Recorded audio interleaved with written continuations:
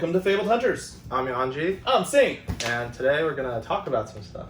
Yes, that's right. We're a little late to the party. Yes. But fortunately, because we've been busy doing other stuff, more news has come out. So we can collectively talk about FaB 2.0. Yeah. And the new set, Uprising. Uprising. Yeah. What do you think of, have you seen the pictures? I've seen the pictures. I've read the lore. I'm liking this new look. I mean, I'm just full hype on FaB 2.0. Yeah. I think the viewers, the dickheads amongst the viewers are going to be like, oh, you're such a simp, you're such a kiss ass to LSS.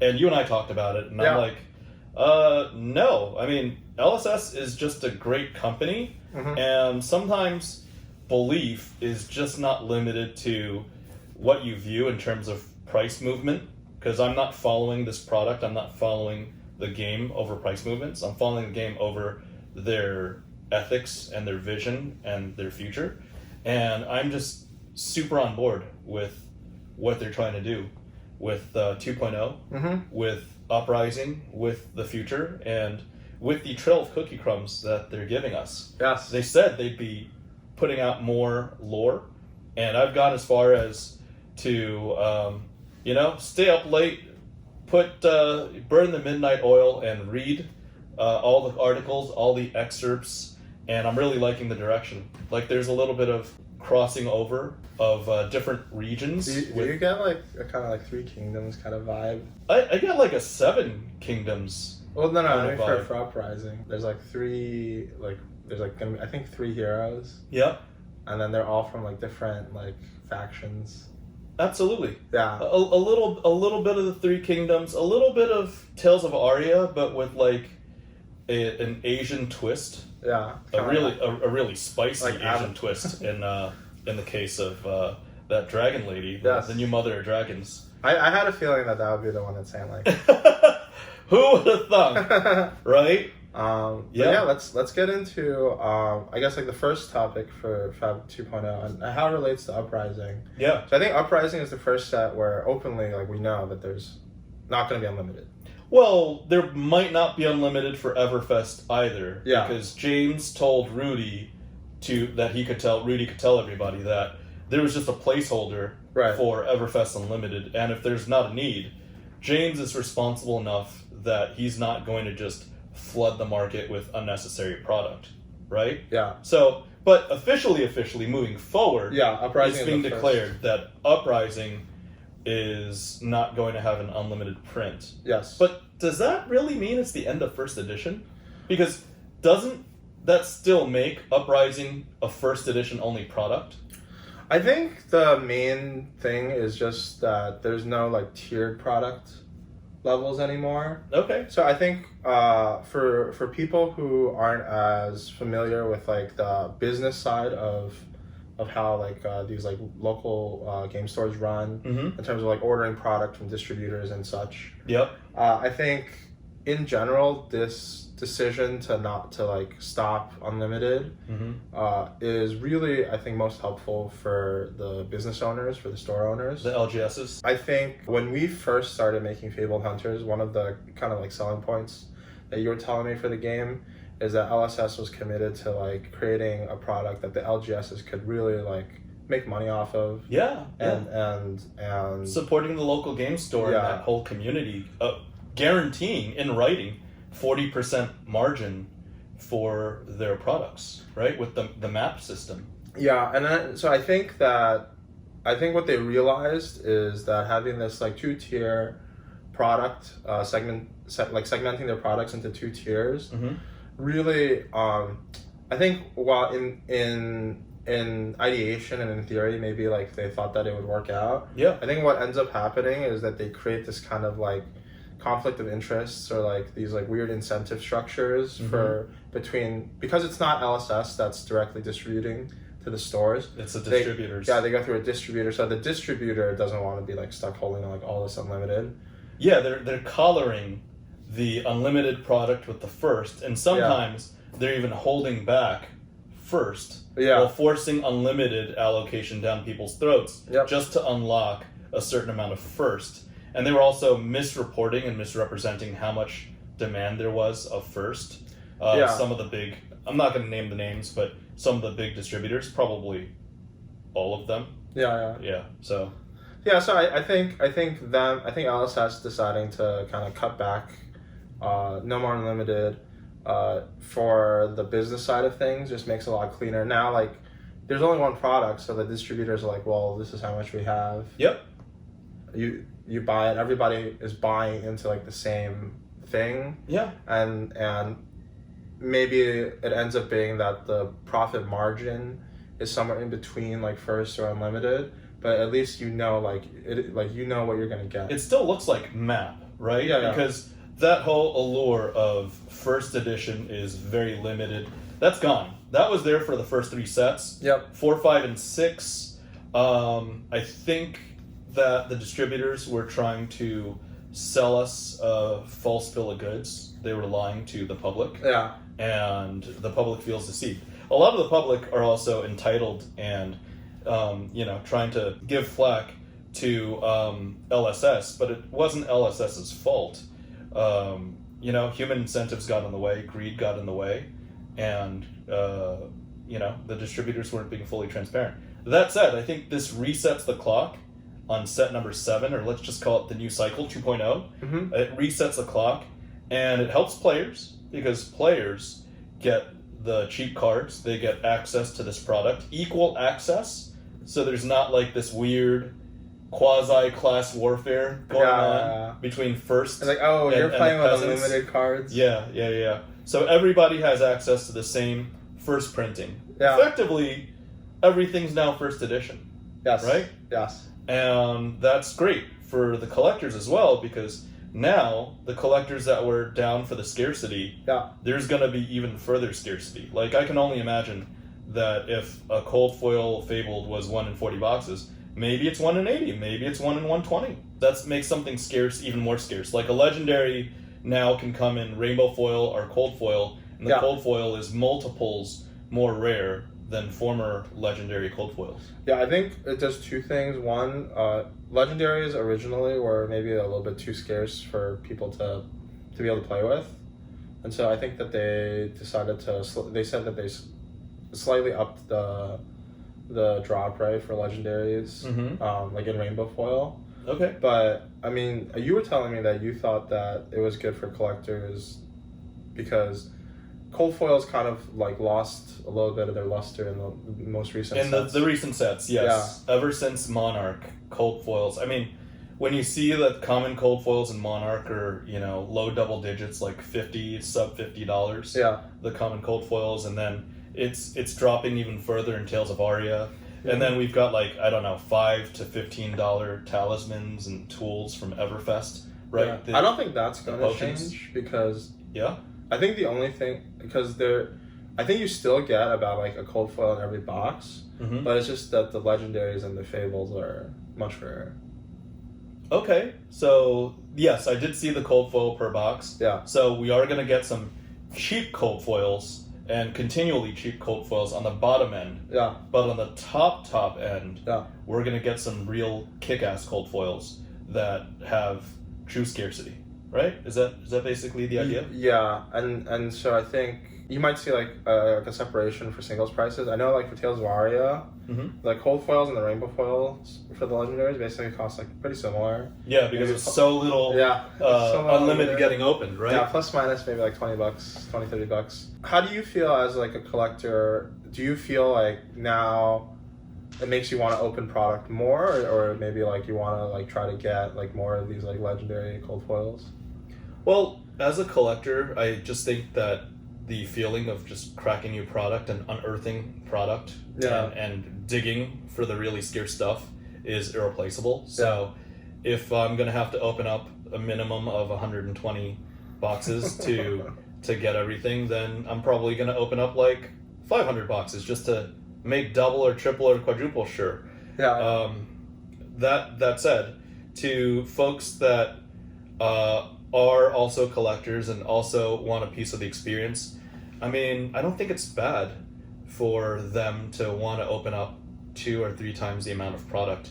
I think consumption is going to go up. Yeah. But I also think that, for the players that are at their LGS and whatever it is. I haven't been to one recently, but I imagine they spend $15. They get 3 packs. Yeah. They get the draft. They get to do sealed. Like, to have the chance of opening up, I don't know, a card that could be hundreds, maybe like 1,000 times the value of a pack. That is really exciting, really rewarding, and it would encourage a lot of people to go out to their local game store and play and have a chance, have a shot at it. Oh, and not only that, from what I read, I think the cold foils are going to be in the token slots. Yes. So there's going to be collectability for that slot. That token slot, that cold foil won't be playable. So I don't know. You've played Magic drafts before, right? Yeah. Like when you draft that foil mythic, that's like the hot mythic. It's a little bit weird. You don't want to play it and scratch it, right? You want to preserve its value. I think most famously there was like a GP where there's like a foil Tarmogoyf that was pulled, and then they're like, oh shoot, like this foil Tarmogoyf is worth more than all the prizes, even if you get first. Yep. I think putting it in the token slot, it's like if you open it, then it's like you hit the your jackpot, and then you can go back to playing the game, right? Yeah. So I think that's a good decision that they made. I was gonna bring up something that James wrote in his FaB 2.0 article, talking about how he wants everybody who opens a pack of Uprising or any set in the future to have like a chance of getting like the highest rarity thing. Exactly. And everybody's got a shot. I feel like that is honestly like when they originally had the unlimited, I felt like they were like kind of moving away from that, and now I was saying for a while, one of the things I liked most about Pokemon trading card game, how they do it, like their chase cards are like really hard to hit, like in terms of like the number of like packs that you have to open. But every like whatever like product that they sell, like the packs are just the packs. Unlike in other games like in Magic where you get like gated, like you can only open this like version of the card in like a collector booster pack or I think James did mention that. He was like, there are some other publishers, WotC, that has like the set booster, the collector booster, the draft booster, like 3 different products of the same card set, and they're just trying to diversify their income streams to suck out as much money from collectors, players, the community as possible. Whereas James is just saying, hey, this needs to be one size fits all. Yes, I think there was a time where first edition / unlimited following made sense. But now's no longer that time, now that the player base has easily 10x'd from the WTR and Arcane first edition days. Maybe even like 50x or something like that. Because as other people have pointed out, as recently or as far back as July of 2021, there was reported to be over 200,000 players, and that growth has just been sustained. The player base has been rampant. Sure, maybe the amount of collectors has dropped, but there was always not that many collectors in Flesh and Blood to begin with.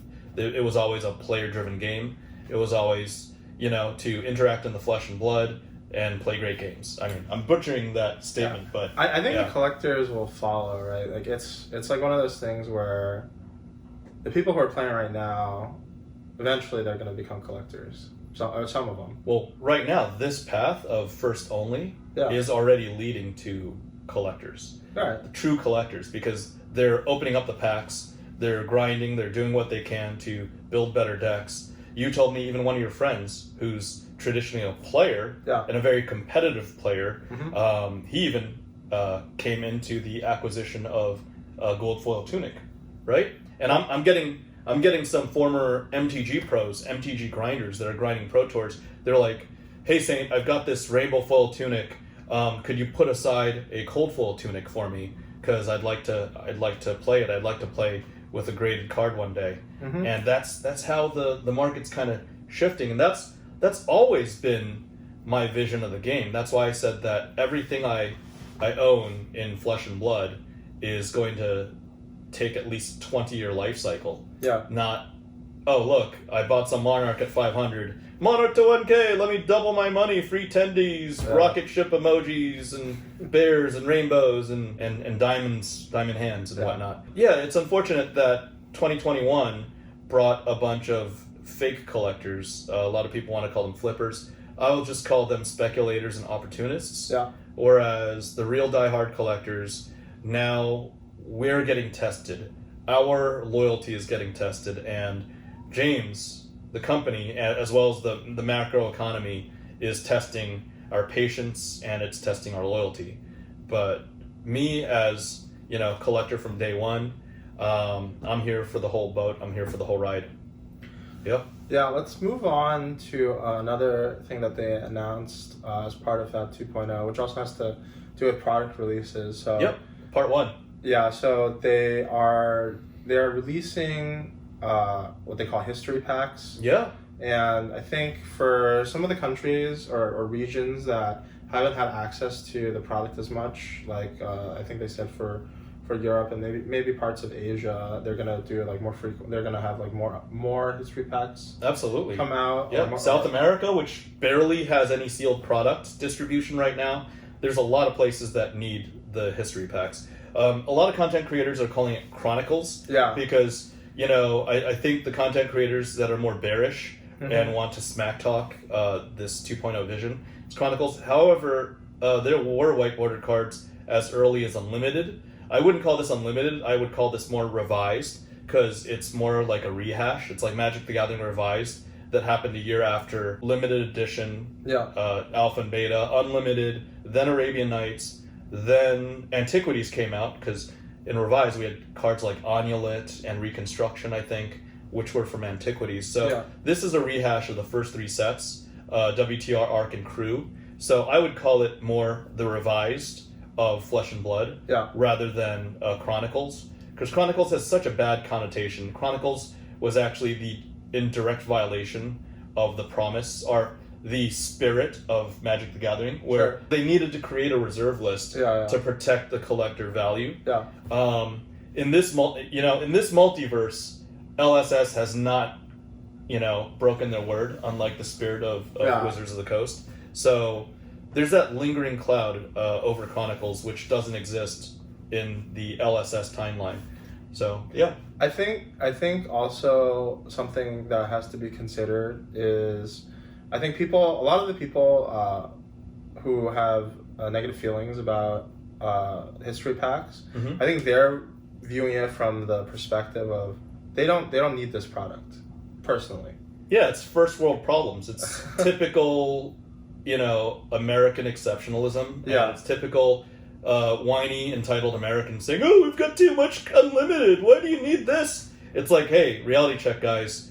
What is it? 96% of the global population isn't in America, and they have their needs. There's not enough sealed product in Europe because, honestly, American collectors, I'm guilty just as much as the other collectors, have been bogarting a lot of the first edition product. And a lot of distribution channels are, let's sell to America, let's sell to Americans because that's where the money is, that's where the demand is. And well, this land has kind of been a black hole for a lot of FaB product, and it's much needed in other places. Also, the reality of, sure, let's say that there's 1,000 LGSs in America that are currently holding FaB product, but as the game grows, as the renown of the Pro Tours and these callings keep spreading, there's going to be other LGSs that join and jump on the bandwagon, and they're going to need easy access with white bordered cards. And I mean, these white bordered cards, if anything, they speak towards the ethics system and the integrity of LSS and James, because James has said that, and he told Rudy, again, in that Rudy video, he told Rudy he was able to come public with this, that every single subsequent printing of his original cards are inferior to the other, right? I don't even think there's going to be any foils in this white bordered reprint set. Yeah, I'm not sure. Maybe in the black border versions, they might... Well, that's different. The black label versions in the 4 European languages, that's going to be cool. It's French, Italian, Spanish, German. Yeah. I think one thing also, when people kind of like evaluate the product, they kind of evaluate it in a vacuum. So it's like, I can understand the sentiment, like maybe the history pack isn't that relevant for your region or like where you live. But I think at the same time it's a shrewd move by LSS, because by creating this product, they basically enable themselves to out of print like the sets pretty soon after they're released. So it was like, I think it caught a lot of people off guard initially when they out of printed like Arcane Rising and Crucible of War. It's unlimited? Yeah. Okay. And probably like Tales of Aria is like out of print after this year. Yep. So it looks to be that the life cycle for like a standard set or like a booster draft set, whatever you want to call it, like is about a year. About a year, yeah. And that's pretty short compared to I think most other games, they do like 2 to 3 year. Of course. And I think Yu-Gi-Oh is forever, right? I'm not sure. I know Pokemon, they like have like the right to like reprint it like whenever. Okay. They just choose not to. Okay. So I think by making this product, and LSS doesn't even necessarily have to like print that much of it like all at once. Yeah. They've opened up at least a 2-year window after the release of the set. So there's like a 3-year basically like 3-year window where you can acquire like the cards from like the year's worth of sets that have come out. Yep. I think by doing this, they enable sealed product collectors to have, I think, more confidence.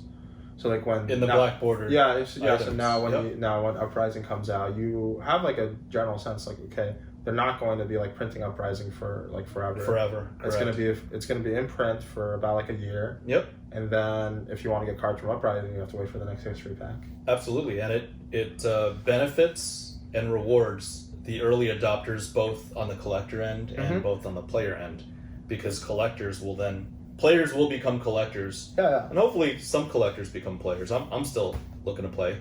Yeah, you're trying to make a name for yourself at the Pro Tour. Yeah. Honestly, I mean, this will come out either right before or right after the Pro Tour. I'll be happy with. We'll put you into a game. We'll put you into like a training camp. We'll do like a little montage. Oh really? Like a Rocky little scene. Like dun dun. That was good. Let's go on to the next part of FaB 2.0, and this is the part I think that I'm the most excited about, which is kind of like what they're doing for casual play. Okay. I'm only excited about one part of casual play, but go ahead. Yeah, so I think if you guys have kind of like followed the channel, I think from the beginning of our channel, you've always been very bullish on Flesh+blood. I've always been. Even before you got involved, or you got on camera, I told you about PvE, which is what I'm super excited about. But there's some other parts of casual play that you're also... But you said... But I remember you said that you were like very bullish on PvE, on Flesh+blood as a whole. As a whole? And you asked me if I felt the same way, and I was always like a little bit more reserved. You were skeptical, yeah. And now they're swapped. He's playing games every single day, and... Well, I'm busy with other stuff, but, still a fan. But I think at the time I had told you that my biggest reservation... Euro champ.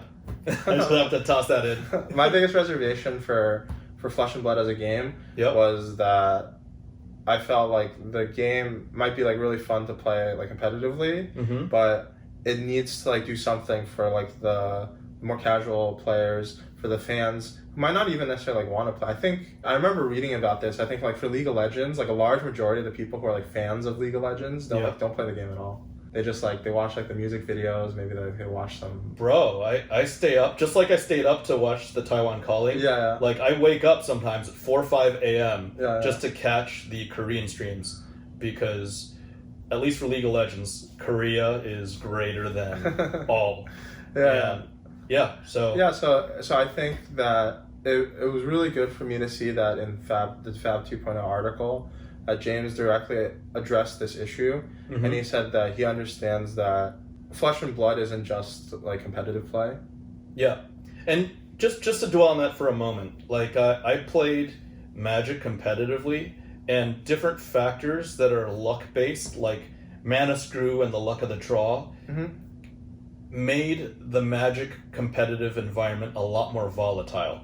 Like, let's say you were a better player than me. Yeah. In Magic, if you're a better player than me, you're probably still only going to be able to win 75 to 80% of the games. Oh no, that's like way higher. Like probably like only like 2/3, 66. 65 to 70, you're saying?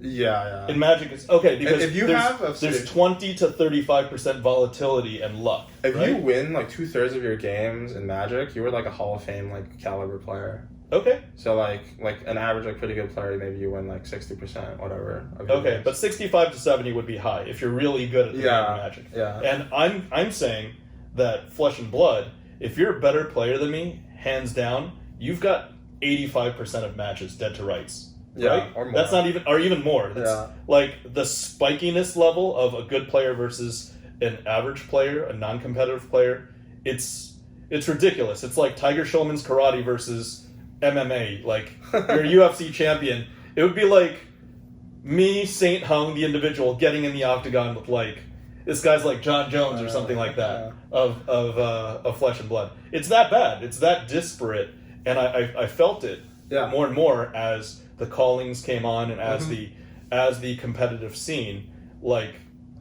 kept rolling on. Like I don't put in nearly enough reps to be competitive, but I want my one win at the Pro Tour. I'm just saying. I want my one win. I'll get you. I'll get you.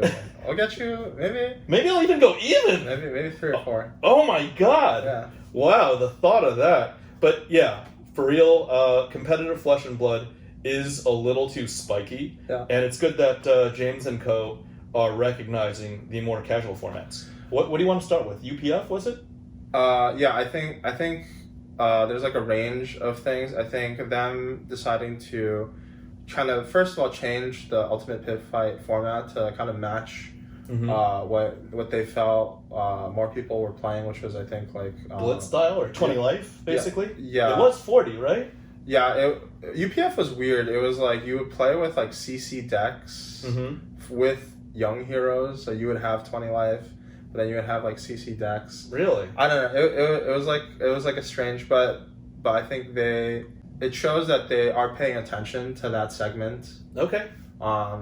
If anything else, I guess neither of us play a lot of UPF. Yeah, I don't play a lot of I've UPF. never played UPF. I've seen it, and it was uninteresting. It was like a bad version of Commander. Yeah. Like Commander's really bad in the first place. No offense, LSS. It doesn't. Neither of us. The Venn diagram for us, our interest in UPF, just don't match. But I think the announcement that I was the most excited about was that they were going to take like a more serious stab at putting more creative work into the game. Yeah. So whether that being writing like lore articles. I think also James mentioned in the article that they were they were working on writing novels. Yeah. Like similar to, I think at the beginning of Magic there were a lot of like really cool novels. I think about like the Weatherlight Saga or like whatever. The Brothers' War, Teferi, Gerard, and the Weatherlight. All those stories were really, really awesome. And it all started with this silly little one-pager about Wurzel in MTG Alpha. Wurzel the Wizard or something like that. And then it just evolved. It spun out into something really amazing. But they're doing that. They're taking the lead. They had the lore book, and they're building upon the lore book. They're like, they're hiring writers to write these little snippets. Did I mention it in the last episode? Well, regardless, they reintroduced Cheyenne, the shapeshifter. Oh, yeah, I think. definitely. And Cheyenne and Icelander had this little thing going on. Yeah, I should get your own interpretations. Girls helping girls. And regardless, like the fact that there's more lore is really amazing. It shows that they're trying to engage not just the super spiky players about interactions or about banned and restricted lists and about what's coming out. They're giving everybody, the whole community, what the different facets are looking for. Like, why is this card important? Yeah. What's Icelander's journey? What's going on in Volcor? Right? Yeah, I think as I have gotten older, or like gotten more experience, just like seeing like all these games that have come out in my lifetime, I realized that gameplay is honestly like not necessarily like the primary driver of interest in games. Like a lot of people are in it for the art, for the stories that are told. Mm-hmm. It doesn't apply as much for trading card games, but a lot of it is also like the music, like the scores that they have in these video games. Yeah. I think Riot Games is pretty famous for basically having like a music department, like division. Yeah. Where they just like make their own music videos. So I think they even got like Imagine Dragons to do a couple of singles for them. It's a big deal. Yeah, so like games as a whole is like this like conglomeration of these like art mediums. Mm-hmm. And so I think Flesh+Blood has always had like the art down. They have since day one. The lore has been spotty, but yeah, like they've put a conscientious effort to beef up the lore, which I personally appreciate. Mm-hmm. And for me, the games, it's not about gameplay. For me, it's about the experience. It's about, hey, there was that time in September of 21 where we were in this conference arena in Vegas, and I think, what was it, 2 Corshams got pulled, right? Tales of Aria release. Yeah. And the room was electric, it was a buzz, and it was crazy, and I was opening, and hundreds, if not thousands of people were watching us live stream and whatnot. Yeah. And that was an experience. That's something I can tell my grandkids about. Yep. Or that time where you opened up the eye, and it was super hype. Yes. And even James reached out to me and was like, that was super hype. I was like, I know, that was crazy. So all of these experiences are stories that you take, memories that you take with you. And you might not really remember, I at least don't remember every game I played. Yeah. But I remember like those distinct points in my little, TCG journey with this game. And it's been nothing but positive. Speaking of positive, did we talk about Commenter? No. Yes. Here, another thing that I'm pretty excited for, that they basically, I think, have officially supported Commenter as a format. Mm-hmm. They came out with like a rule set for it. Decided like what's going on. I think Commenter, I have like a lot of hopes for Commenter as being maybe even like a greater casual format than Blitz. Really? Just because I think Blitz is like a stepping stone format where you've like accumulated like a bunch of like cards. Yeah. You have like the legendaries or whatever. Maybe, but you don't want to like play like the full like CC. It can be like, you don't want the whole suite of gear. Yeah. Well, it can be quite lengthy. I think the gear is still like pretty important to have all of it, and so just like there's still like a barrier to entry there. Of course. And for Commenter, I feel like the barrier to entry is like almost zero. Like almost zero. Like $20 will get you the nicest Commenter. Yeah. If that, like, I think that when Flesh+Blood first came out, I think a big concern, and this is something that I still hear today from like a lot of people who like either like Magic players or like other people that I know who want to get into the game. They're like, oh, but aren't the cards like really expensive? And Flesh+Blood still carries this like stigma.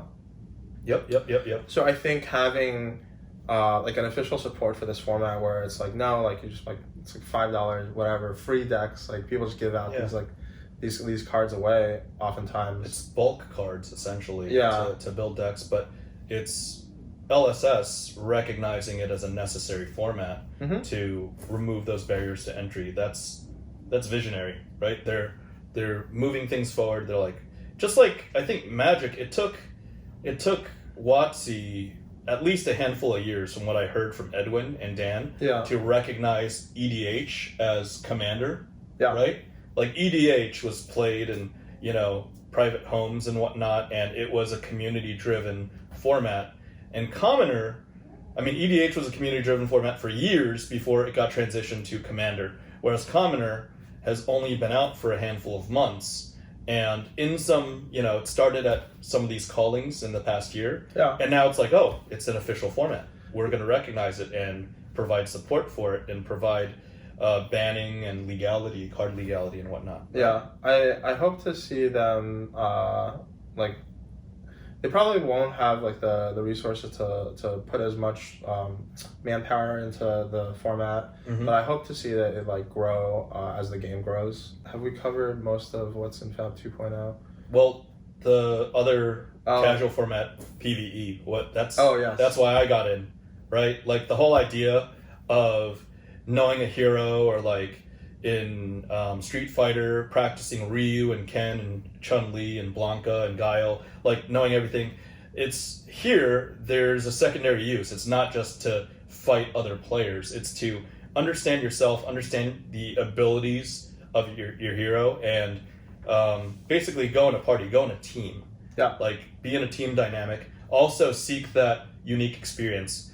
Hey, look, Saint, Yuanji, hopefully Yuanji, Michael, and some other people. If you'll have me as your low-level team member to go on like a quest or journey or a raid. Yeah. Like, sharing a couple beers, throwing back some pizza, but also like, hey, remember that time where like, I got a lucky hit on that dragon and you guys were tanking all the damage, but I just like pew from the side and I killed it and I got the cold foil. Something like that would be a great story.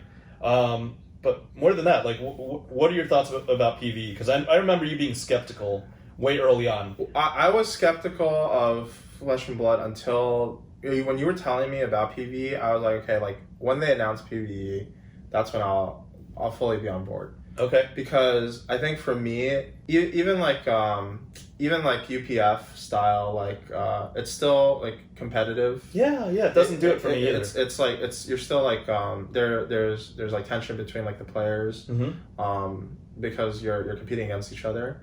I think that PvE really just like caters to like a completely different kind of play experience where you're not looking to prove that you're like better or you have like mastery over your deck necessarily.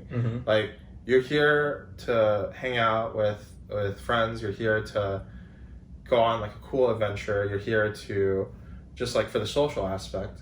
Yep. And there's a lot of people who are into gaming who are like, the competitive community for like any game is very small. Yeah, it's always a very small compared to the people who just enjoy like the IP, who enjoy like the social aspect of gaming. Yeah, let's hang out in this world of Wraith and be our characters, and not just worry about like killing each other or bringing each other to 0 HP and seeing who's the victor there. But like, how can we put a warrior and an illusionist and a guardian, maybe a healer, like a merchant, together and see what happens? Like, I would literally love to one day show up with a Rudy card if they errata it to like PCG or like BGS or something like that.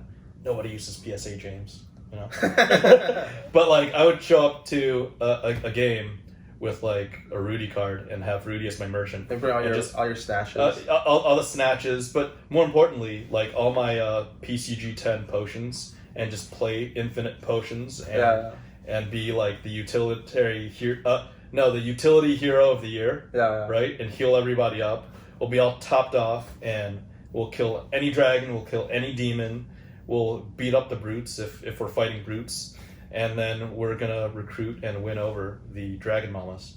Dragon Mamas for the win. Nice. Did we talk about Dragon Mama already? We have, at least in passing, right? Yeah. Okay. Let's break. What do you think about the hero designs for Uprising? I don't really care so much about the ninja. Icelander is cool because it's the interaction of like instant speed with blue, and she's focused around blue pitch. So that's cool. Her character kind of looks like Storm. She has like the gray hair. A little bit, yeah. Aurora. Yep. Yeah. Yep. And her interaction with the Kraken's Aether Vein or the Kraken staff, whatever that is. Yeah. That's really cool because she could basically pitch and draw and get free cards and cycle her blue pitch every turn, my turn and your turn. And that's almost like a quick timer. Like you've got a clock because your opponent is gonna lose 2 life per turn. It also just like if your opponent wants to block, it just like slows the game down, which I think is kind of her like little her strategy where she just wants to slow the game down, drag it out. Yeah, absolutely. It's a very control-ish type of build, for sure. And I mean, I like Icelander, and she seems more easy to pilot than Kano, because I've always said I'm not good enough at the game to know how to play Kano optimally, right? But Icelander, it's like, okay, I've got a handful of blue pitch, so my turn is your turn is my turn. I don't need to like do a bunch of math and carry the 2 or do this or that, or wait for my Blazing Aether and then right, and then activate my Storm Striders to go instant speed and come up with this intricate chain, because that's kind of how Kano plays. Right? A lot of it is, and then like deck stacking and whatnot. It's just okay. I got a whole bunch of blues. I could use all of it, and I could like freeze you and give you 10 to the face, right? Yeah.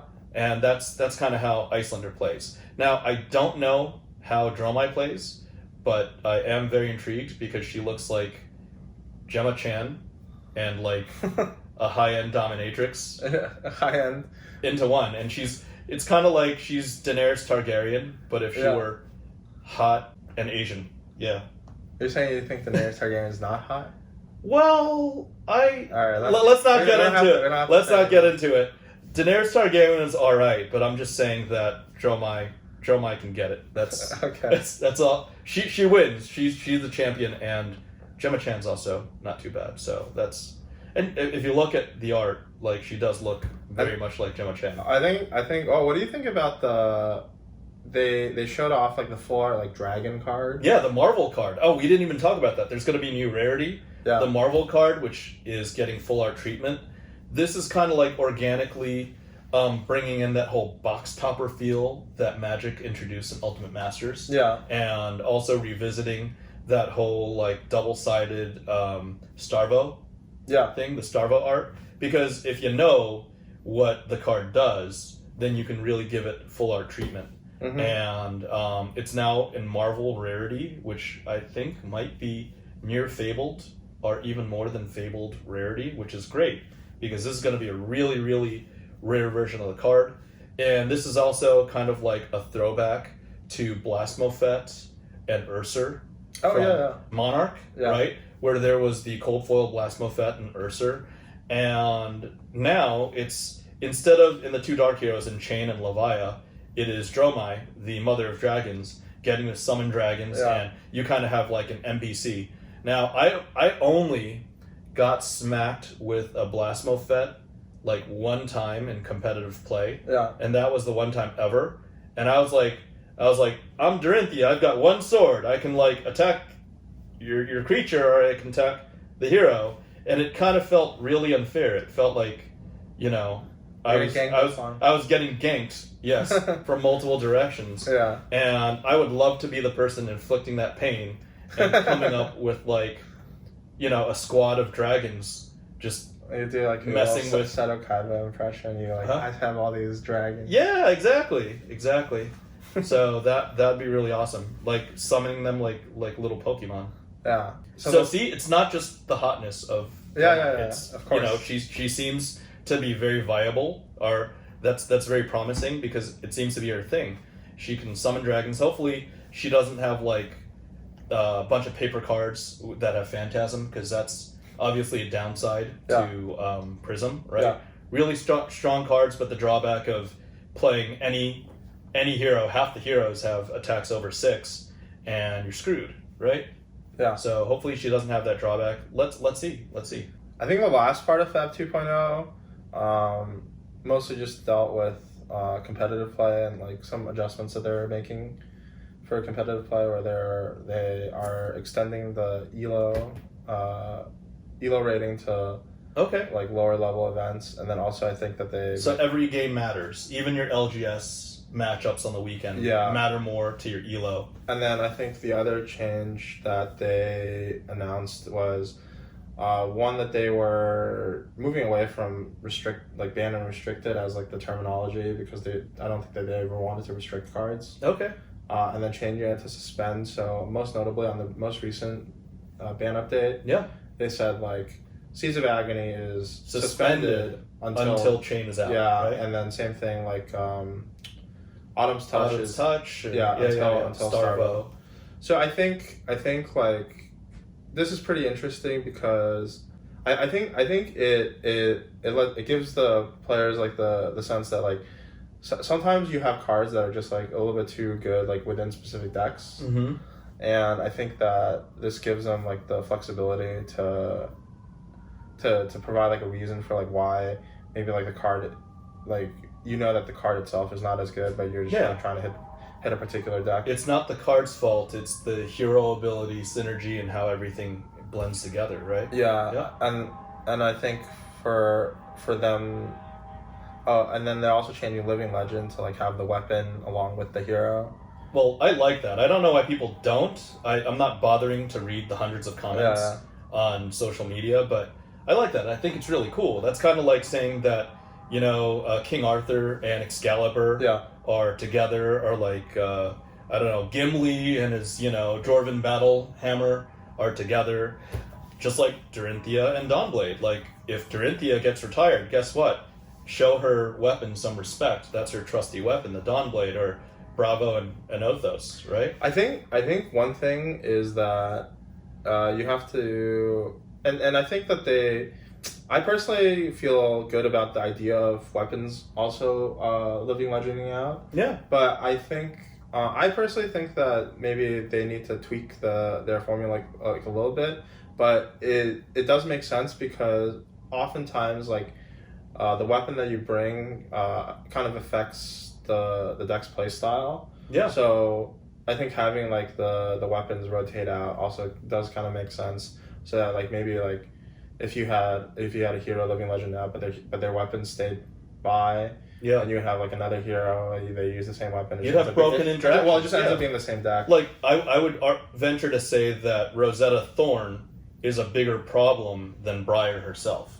Right? Yeah, well, that's actually the point that I was going to make, for maybe like they need to tweak it a little bit, because honestly, like the best Rosetta Thorn decks aren't even Briar. Exactly. So like to wait on Briar to Living Legend, maybe that. But she's already what, 400, 500 in almost? Yeah, that's true. Yeah. But I think, and who knows, like maybe they'll update it, maybe they won't. But that's my only thing. But I think overall it makes sense. And even like Prism and Luminaris. Oh. Like Luminaris, I don't even play Prism, but Luminaris, I look at that card and I'm like, it's broken.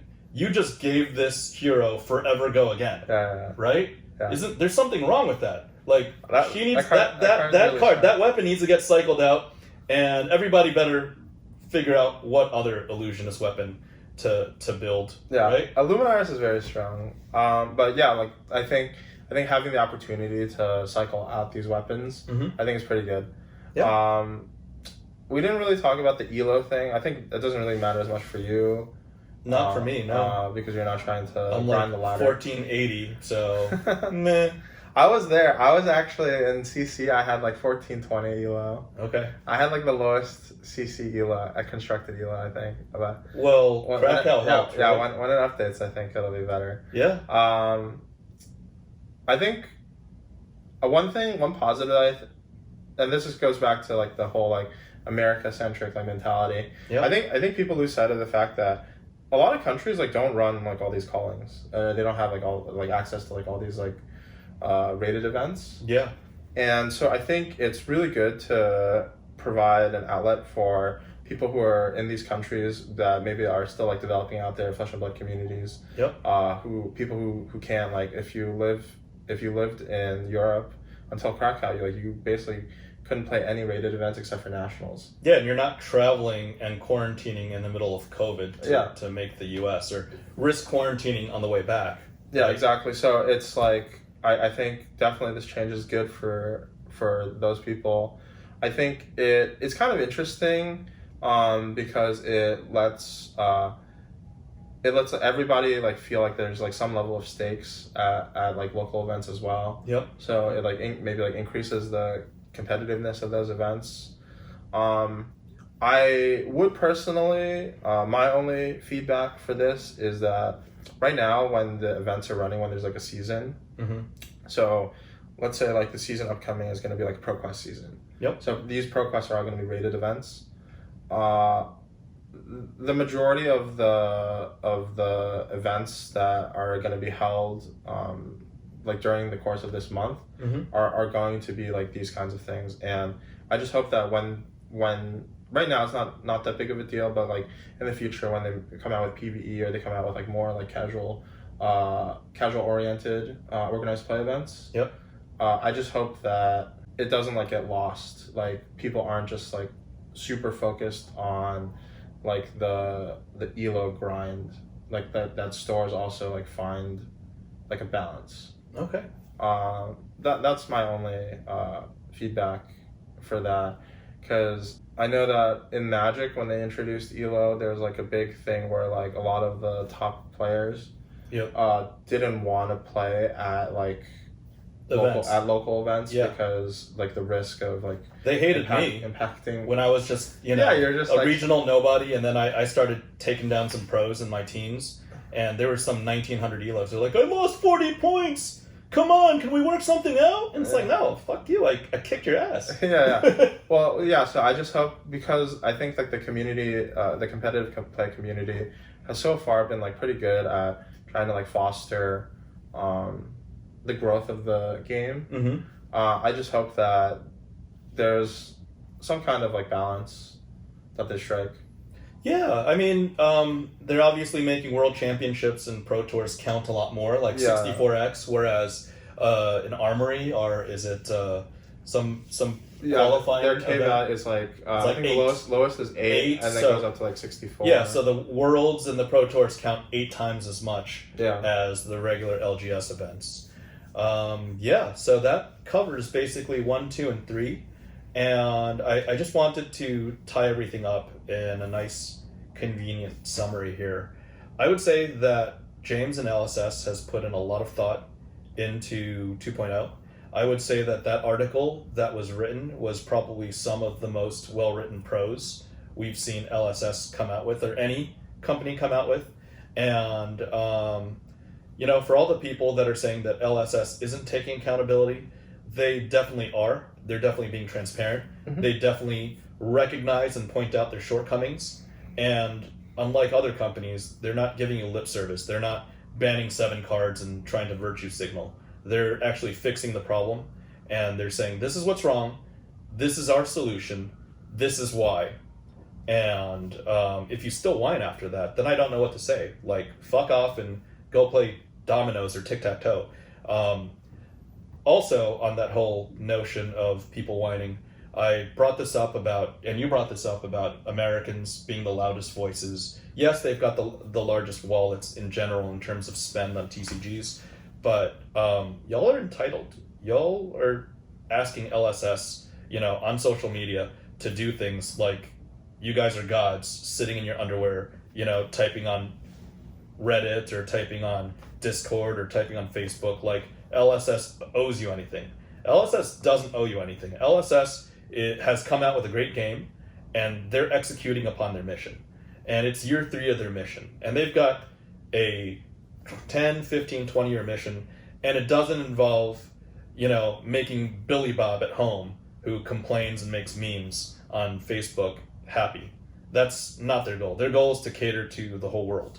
And right now, as Yuanji's pointing to, he's not as emboldened or, as frank about this, but in the US FaB scene, we have the luxury of being showered by an embarrassment of riches in terms of accessibility, in terms of product, and all everybody wants to do is whine about something last year's news. Yeah. Like Monarch. Sure, some folks bought $500 boxes of Monarch. I bought, $500 box pallets of Monarch, and that is so last year's news. I also bought, pallets of Everfest and pallets of Tales of Aria, and I chose to make those purchases. And there are even other content creators that are like, oh, LSS owes me something. They needed to make me money. They've gone as far as to say that a card company that's supposed to provide happiness through printing pieces of paper, that card company owes them a fiduciary duty. Like, please fuck off. If you're that entitled, you need to not play games. You need to go spend your time analyzing the global stock markets and try to get your edge there, because this is not the place for it. Now, people will say that I'm in it for money, and that's the number one accusation they make. I'm in Magic the Gathering for money, and I've got so much larger of an MTG position, and Yuanji and I will make future videos about how to monetize TCGs through my lessons of MTG. But Flesh and Blood is about fun, it's about passion, it's about community, it's about doing the right thing. And again, I think this is James White's attempt at making things right and fixing all the problems he saw during his time interacting with Magic, during his time interacting with Yu-Gi-Oh! And I'm just going to close out with this. Judge people not by their words, but by their actions. Judge companies not by their propaganda, but by their actions. And while certain publishers want to publish, a new neon version of some bullshit and let those cards go up to $2,000-$3,000, although the base card's worth $1. LSS is trying to provide the best game and get it into the most amount of hands around the world, and that is their sole mission.